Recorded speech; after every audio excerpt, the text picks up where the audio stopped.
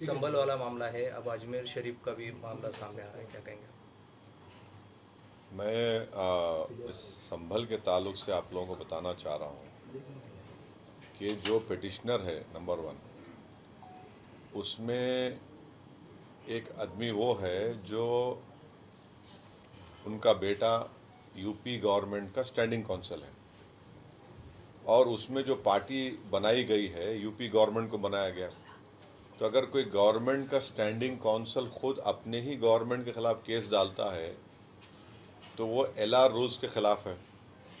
दूसरी बात यह कि अगर उनका पिटिशन आप पढ़ेंगे तो उसमें उनका प्रेयर क्या है? प्रेयर ये है कि हमारे को राइट टू एक्सेस मिले। Section 18 of archaeology survey ASMR act 1958 बोलते हैं। जब राइट टू एक्सेस का उनका प्रेयर है तो कोर्ट के जज साहब ने क्यों सर्वे का ऑर्डर दिया? भाई अगर उनको एक्सेस चाहिए था तो जाओ, तो मस्जिद में बैठो, कौन रोकता है? तो रोक टोक तो नहीं है। प्रेयर उनका ये है कि राइट टू एक्सेस होना हमारे को, और उनको सर्वे का ऑर्डर दिए जज साहब, तो ये गलत है ये। दूसरा ये है कि प्लेसेस ऑफ वर्शिप एक्ट के तहत आप उसका कैरेक्टर नेचर चेंज नहीं कर सकते, आप कन्वर्जन नहीं कर सकते, तो सर्वे कैसा करा रहे आप?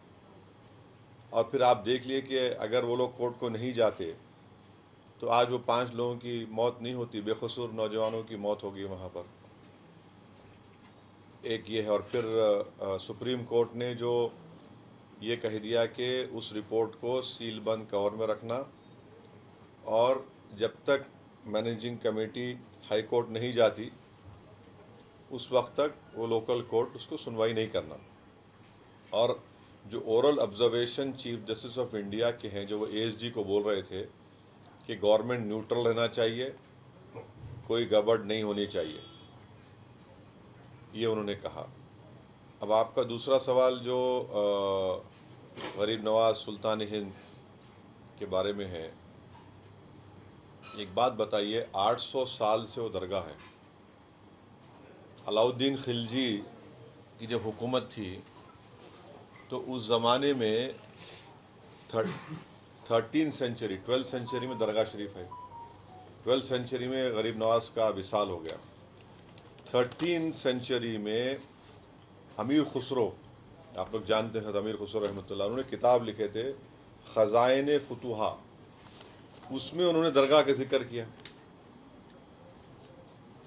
और फिर 800 साल के बाद आज आप बोल रहे कि नहीं वो दरगाह नहीं है, क्या बचेगा भाई? फिर कुछ तो, यानी वो दरगाह शरीफ जो है, पूरे 2 हमारे नेबरिंग कंट्रीज का ऑफिशियल डेलीगेशन हर साल वहाँ पे आता है, और फिर हर प्रधानमंत्री वहाँ पर चादर भिजाते उर्स शरीफ के दौरान।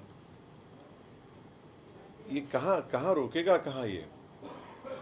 अगर कल बौद्ध समाज के लोग, जैन समाज के लोग भी कोर्ट में चले गए, आपको मालूम क्या हो जाएगा इस देश में? वो भी बोलेंगे कि हमारा वो जगह थी, हमारे मजहबी जगह थी। जैन समाज के लोग, बौद्ध समाज के लोग बोलेंगे। इसीलिए हमने 91 का एक्ट बना के बोला कि 15 अगस्त 47 को जिस किसी का भी मजहबी जगह है उसको चेंज या कन्वर्ट नहीं किया जाएगा। अब लोग बोलते नहीं, उसको एसर्टन करने से क्या होगा? अरे एसर्टन को एकेडमिक एक्सरसाइज के लिए कर रहा है, आप तो चेंज करना चाह रहे ना उसको। चलो कोई एकेडमिक एक्सरसाइज के लिए नहीं, एकेडमिक एक्सरसाइज नहीं है, एक्सरसाइज इसलिए कि कन्वर्ट करो उसको, उस जगह को बदल दो, और जुडिशियल प्रोसेस से उसको वो मौका मिले। ये गलत चीज़ है। अब उस केस में ministry of minority affairs party है। अब मोदी सरकार क्या जवाब दाखिल करेगी जबकि वो खुद चादर भिजाए?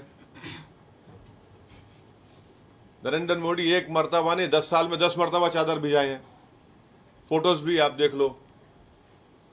अब मोदी क्या जवाब देंगे उसका? इसको बंद करना चाहिए बीजेपी RSS को, ये देश के हित में नहीं है। आप देखिए, अब आप ऐसा, आप बार बार आप ASI करेंगे तो AI छोड़ के ASI पढ़ लो पूरा। आर्टिफिशियल इंटेलिजेंस के बारे में बात भी मत करो, खाली ASI करते रहो। बस धंधे पे लगा जाओ, खुदाई करो। क्या है ये? अगर मैं दिल्ली में भी किसी भी जगह पे जाकर बड़े बीजेपी नेता के घर में जाकर खुदाई कराया तो 100% 1000 फीट पे खाने जहां खां का कोई निशान निकल आता। अब क्या बोलेंगे आप? वो है ना, सिविलाइजेशन है। सिविलाइजेशन ऐसी तो बनता, आगे बढ़ता लोग। तो ये चीज गलत हो रही है। ये इससे आप भारत को कमजोर कर रहे हैं। 140 करोड़ जनता के दूसरे मसाइल भी तो है। बेरोजगारी है, महंगाई है, किसान मर रहा है, चीन ताकतवर होते जा रहा है, मगर आप इस पे लगा दिए, ये काम पे लग जाओ। ये देश के हित में नहीं है, गलत है, इसका हम कंडेम करते। और अफसोस के साथ कहना पड़ रहा है कि जब बाबरी मस्जिद का जजमेंट आया था, हम उस वक्त ही कहा था ये इस तरह के मसले शुरू हो जाएंगे। और डीवाईसी चंद्रचूड़ साहब अगर इसको रोक लगा देते एक केस में तो किस्से ही खत्म हो जाता था। वो गलत ओरल ऑब्जर्वेशन दिए वो। इस वास्ते आज 15 ऐसे जगह पर इस तरह की हरकतें हो रही हैं या करने की कोशिश कर रहे हैं लोग। मोहन भागवत इनका एक बयान आया है। कब आया? आज आया है कि देश में जो लोक संख्या है कम हो रही है और 2 बच्चे से ज़्यादा 3 बच्चे चाहिए, ये शास्त्र का मानना है, ऐसा उनका करना है। आप कहें? ये उनको नरेंद्र मोदी को जाके सिखाना चाहिए था। उनको जो पार्लियामेंट इलेक्शन में क्या बोले थे, मुस्लिम महिलाएं ज्यादा बच्चे पैदा करती, बोले नहीं बोले प्रधानमंत्री? उनके भाषण में बोले ना बात कि आपके हिंदू बहनों के गलों से मंगलसूत्र छीनकर उन महिलाओं को दिया जाएगा जो ज्यादा बच्चे पैदा करते। अब मोहन भागवत को क्या बोल रहे, हमारी आबादी गिर रही है, पॉपुलेशन गिर रहा है, तो क्या बोल रहे, बच्चे ज्यादा पैदा करो बोल रहे वो, 2 से ज़्यादा। फिर आरएसएस वाले शादी करना शुरू कर देना फिर चाहिए। अब बताइए आप पहले तो आप गाली देते हमारे को कि झारखंड में क्या बोले, झारखंड के लिए बोले कि आबादी बढ़ जाएगी मुसलमानों की, हर वक्त गंदगी। जबकि मैं शुरू से हम बोल रहे टीएफआर रेट, अब याद करो, टीएफआर रेट इस देश का गिरा है और सबसे ज्यादा टीएफआर रेट मुस्लिम समुदाय का गिरा, मगर अभी भी हिंदू भाइयों का उससे आगे है, कम है। हाँ, मगर आप ये आइंदा 20-25 साल में सबसे ज्यादा आबादी बूढ़ों की रहेंगी इस देश में। आज हम पुकार के बोल रहे, देखो बूढ़े होंगे, 25 साल में बूढ़े होने वाले हैं लोग। आप करो, अब जैसा आप जापान चले जाओ, यूरोप चले जाइए, वहां पे सबसे बड़ा लोग ज़ईफ हैं, माने बुजुर्ग हैं, ज्यादा उम्र के लोग हैं। रशिया है। आज आपको समझ में आ रही बात? आप बच्चे कभी बोलते हैं बच्चे पैदा क्यों कर रहे, इनका हर एमपी बोलता 2 बच्चे बस, उससे बढ़कर तो उसको वो नहीं मिलना, गवर्नमेंट का स्कीम से नहीं कोई फायदा नहीं होना। अरे एक तो पकड़ के चलो कुछ तो भी। अब आप एक के पकड़ने का मतलब दूसरा मत निकालो, तो एक पॉलिसी पे रहो ना भाई। आप देखिए स्टालिन, चंद्रबाबू नायडू बोल रहे ज्यादा बच्चे पैदा करो,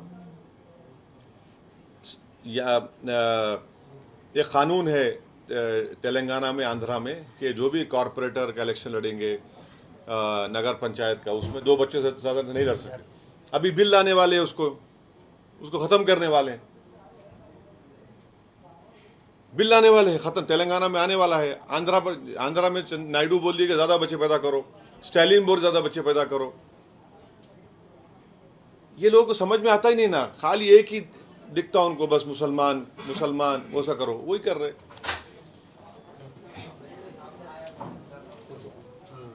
अभी सब महाराष्ट्र इलेक्शन के बारे में क्या बहुत सारे लोग ये कह रहे हैं कि ईवीएम का घोटाला है, आप इसको कैसे देखते हो?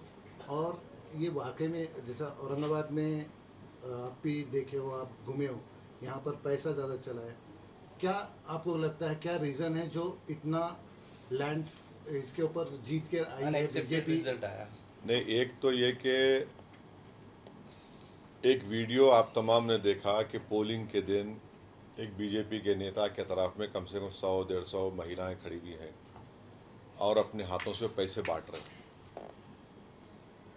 अब आप बताइए कि उसको भी देखकर अगर इलेक्शन कमीशन ऑफ इंडिया कुछ एक्शन नहीं लेता है और उल्टा केस इम्तियाज जलील पे बुक करते हैं एट्रॉसिटी का, तो ये फ्री एंड फेयर कैसा होगा बताइए। यानी वीडियो है पैसे बांट रहा सो, हर एंगल से है। आप उस हम कंप्लेन दिए इम्तियाज साहब, उस पर नहीं लिया।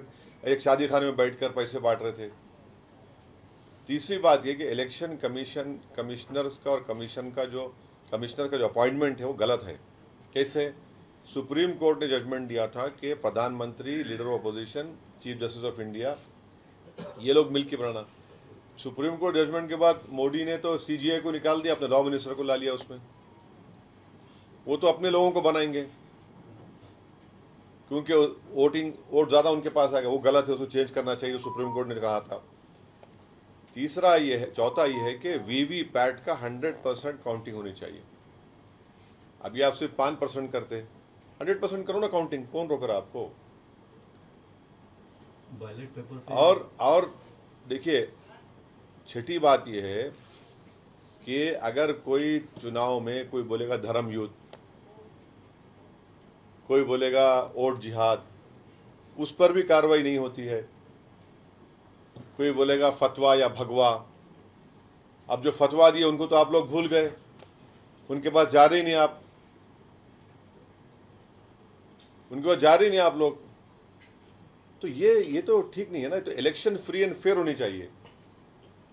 फ्री एंड फेयर जब नहीं होगा तो फिर तो फायदा उठ जाएगा, उठा लेंगे। और फिर जितना जो पैसों का जो झोलझाल होता है उस पर रोक टोक होनी चाहिए। रोक टोक ही नहीं हो रही। कोई खड़े होकर पैसे बांट रहा है पोलिंग के दिन।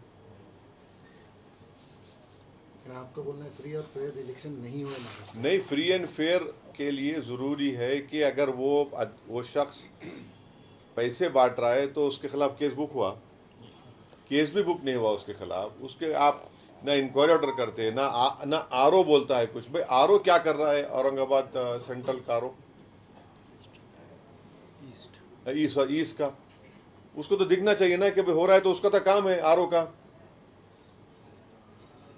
आरओ साहब क्या किए? आरओ साहब कुछ नहीं किए। सीओ साहब का काम था, ईसीआई का काम था, कुछ नहीं हुआ है। अब ये जो डिबेट हो रहा है कि ईवीएम चाहिए या बैलेट पेपर चाहिए, क्या चाहिए, ये डिबेट अब देखेंगे आगे क्या होता है। मगर इलेक्शन कमिश्नर्स के अपॉइंटमेंट में जो प्रेजेंट बिल, जो कानून बनाया गया मोदी सरकार तरफ से, गलत है। उसको सीजीआई को रखना चाहिए। सीजीआई को उसको निकाल दिया, लॉ मिनिस्टर को रख दिया आपने। अच्छा, वो तो फाइनल, उससे पहले एक कमेटी है, उसमें भी लॉ मिनिस्टर है। एक कमेटी है जो सिलेक्ट करता, एक कमेटी है जो फाइनल करके भी, जो पहली कमेटी में लॉ मिनिस्टर है, गवर्नमेंट का है ना, वो तो एग्जीक्यूटिव का आदमी है। महाराष्ट्र में सीएम का मामला 4-5 दिन पे उस पर फाइनल रिजल्ट निर्णय नहीं ले रही है अभी। लेकिन आरएसएस ने ये कहा है कि फडणवीस के सिवा हमें कोई चाहिए नहीं, फडणवीस ही सीएम चाहिए, ऐसा उन्होंने भाजपा को कहा है। अब उनकी सरकार है तो जाहिर है अपने आदमी को बनाएंगे वो लोग। अब हम क्या बोलेंगे? तो अच्छा है, आरएसएस ने बोल दिया कि उनका आदमी चाहिए उनको। अब बोलना चाहिए शिंदे को और अजित पवार को। सर, आने वाली मनपा इलेक्शन में एमआईएम की क्या रणनीति होने वाली है? अच्छी रणनीति रहेगी। हम लोग अभी उसके लिए तैयारी कर रहे हैं। मैं आया भी उसलिए था और आते रहूँगा। अच्छे तरीके से इंशाल्लाह अच्छा नतीजा आएगा। वैसे साहब, आप 16 सीटों पर चुनाव कंटेस्ट किए थे महाराष्ट्र में और एक सीट पर आपको जीत हासिल हुई, तो आप अपने इस इलेक्शन में हार के इस फेलियर को कहाँ देखते हैं? हमने औरंगाबाद की दोनों सीटों में, धूलिया में और जो गोवंडी की सीट है वहाँ पर हमने बहुत अच्छे खासे वोट लिए। शोलापुर में, इन जगह पर हम लोग सेकंड आए। इम्तियाज साहब तो बहुत करीब आए, कम वोटों से कामयाब नहीं हो सके। तो जाहिर है कहीं ना कहीं हमको अपना भी कमज़ोरियों को दूर करना है और इंशाल्लाह हम लोग सबसे बात करेंगे, जाएंगे, बैठ के बात करके उसको कमज़ोरियों को दूर करेंगे। मगर ये जो सडनली जो बैठ गया ना ये आपका अगाड़ी, ये समझ में नहीं आया कैसा ये लोग बढ़ गए एकदम ही माने हाँ कोलैप्स हो गए एकदम वो लोग। उसका रीजन क्या है मेरे को तो वो लोग तलाश करेंगे, पर हम अपना रीजन तलाश करेंगे। अब साथ में नहीं गए तो अब ऐसा लग रहा है साथ में नहीं गए तो फायदे में रहे। जरांगे फैक्टर ग्रुप में काम करेंगे। हाँ जरांगे फैक्टर नहीं, हम तो शुक्रिया अदा करेंगे हमारे मराठा भाइयों का, हमारे मनोज जरांगे साहब का, हमारे दलित भाइयों का, हमारे हिंदू भाइयों का, हमारे वोट दिए। मगर जो हमारा कमिटमेंट है मराठा रिजर्वेशन के बारे में, हम उसके लिए आवाज़ उठाते रहेंगे। हम उनको जाकर बोल कर आए इम्तियाज साहब, हम तो बराबर उसको भी लड़ते रहेंगे। मराठा रिजर्वेशन के बारे में बोलते रहेंगे, सरकार से डिमांड करेंगे। सर, महबूब मुफ्ती ने अभी एक इंटरव्यू दिया है संभल हिंसाचार को लेकर। उन्होंने भारत की तुलना बांग्लादेश से की है। जो आज बांग्लादेश में अल्पसंख्यकों के साथ हो रहा है वही भारत में अल्पसंख्यकों के साथ हो रहा है। देखिए, महबूबा मुफ्ती जो है बीजेपी के साथ मिलकर सरकार बनाई थी पहले, तो बीजेपी को बोलना चाहिए, इसके बारे में मैं नहीं बोल सकता। इम्तियाज ने अभी भाषण में कहा कि किराड़पुरे के लिए मैं अगर जा सकता हूँ तो अजमेर शरीफ के लिए भी जा सकता हूँ। तो इस मामले पे आप कुछ आगे चल के मोर्चा नहीं, आप अजमेर शरीफ के बारे में जो श्रद्धालु बोलेंगे या डिवोटीज है, उसमें कई गैर मुस्लिम भी तो है, नॉन मुस्लिम भी तो है। तो वो तो एक भारत के एक सिंक्रेटिक कल्चर का भी रिप्रेजेंटेशन है। तो इससे तो सबको तकलीफ हो रही है। मैं आपको बताने, अच्छा आज साहब अजमेर से दरगाह पे नहीं है, सलीम चिश्ती दरगाह पे भी केस पड़ गया। आपने ट्वीट किया। सलीम चिश्ती की जो दरगाह है वहां पे भी केस पड़ गया।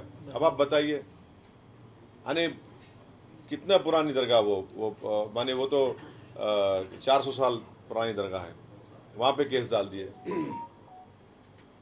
तो ये तमाशा बना के रख दिए लोग, माने ये गलत है। ये इससे देश मजबूत नहीं होगा। ये देश के हित में काम नहीं हो रहा। जो प्लेसेस ऑफ वर्शिप एक्ट है उसको फॉलो करने की जरूरत है। नहीं, संघ प्रमुख मोहन भागवत जी का एक वीडियो भी वायरल हो रहा है, पुराना वीडियो है। उन्होंने कहा था कि हर मस्जिद के नीचे मंदिर की तलाशी उचित अरे नहीं। बाबू, वो कब कुलाटी मारते नहीं मालूम आपको। अभी देखो, अभी बोल दिए बच्चे पैदा करो दादा बोल के।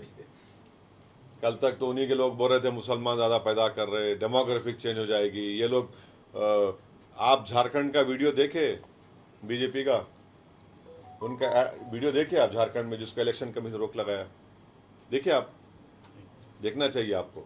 उस वीडियो में बताया गया कि एक घर में हिंदू परिवार बैठा हुआ है, टेबल पे खाना आ रहा है, मियाँ बीवी है, हस्बैंड वाइफ है, 2 बच्चे हैं, और वो लोग आराम से घर में बैठे, घंटी बजती है घर की, जैसा डोर खोलते एक 50-60 मुसलमान खड़े में, पूरे टोपी बुरखा, और अंदर घुस के टेबल पे कोई बढ़िया आ रहा कैसा पूरे। वो उसको इलेक्शन कमीशन रोक न करना पड़ा उसको। इलेक्शन कमीशन कहा कि बंद करो इसको। थैंकफुली इसे उस पर एक्ट किया। तो आप तो हमको दिखा रहे हैं कि हम लोग रिसोर्सेज खा जाएंगे, वो खा जाएंगे। अब मोहन भागवत बोल रहे बच्चे पैदा करो, तो हम मोहन भागवत जी से पूछना चाह रहे कि बच्चे पैदा करने के लिए वो क्या लोगों को देंगे, क्या कुछ देंगे? अकाउंट में डालेंगे 1500 रुपये, जो बच्चे ज्यादा पैदा करेगा उसको 1500 बढ़ के मिलेंगे? सर जी, नहीं, औलाद पैदा करो कुछ स्कीम निकालेंगे क्या? सर जी, मोहन भागवत बोलती है कि बच्चे पैदा करो, लेकिन WHO का रिपोर्ट ऐसा है कि इनफर्टिलिटी का प्रमाण जो है तो वो पर्टिकुलर उनकी कम्युनिटी में ऐसा कुछ भी नहीं है। TFR रेट हर कम्युनिटी का गिरा है। सबसे ज़्यादा TFR रेट गिरा है रिलीजन वाइज मुसलमानों का, मगर अभी भी हिंदू समुदाय का TFR रेट वो मुसलमानों में फ़र्क है।